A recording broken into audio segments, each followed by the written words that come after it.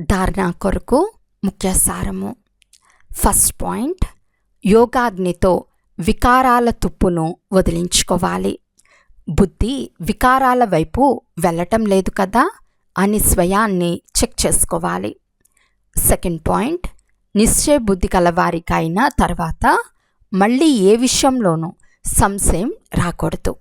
వికారాల నుండి తప్పించుకునేందుకు ఏ పని చేసినా స్వధర్మంలో స్థితమై తండ్రి స్మృతిలో చేయాలి. ఈరోజు వరదానము. శ్రేష్ఠ పాలన యొక్క విధి ద్వారా వృద్ధి చేసే సర్వుల అభినందనలకు పాత్రభవ. సంగం యుగం అభినందనల ద్వారానే వృద్ధి పొందుకునే యుగం. తండ్రి మరియు పరివారం యొక్క అభినందనలతోనే పిల్లలైన మీరు పాలింపబడుతున్నారు.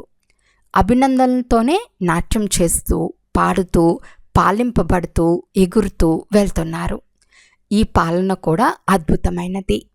పిల్లలైన మీరు కూడా విశాలమైన హృదయంతో, దయాభావనతో దాతలుగా అయి ప్రతి గడియ ఒకరికొకరు చాలా బాగుంది, చాలా బాగుంది అని అంటూ అభినందనలు ఇస్తూ ఉండండి. ఇదే పాలన చేసే శ్రేష్టమైన విధి. ఈ విధి ద్వారా అందరినీ పాలన చేస్తూ ఉంటే అభినందనలకు పాత్రులుగా అవుతారు.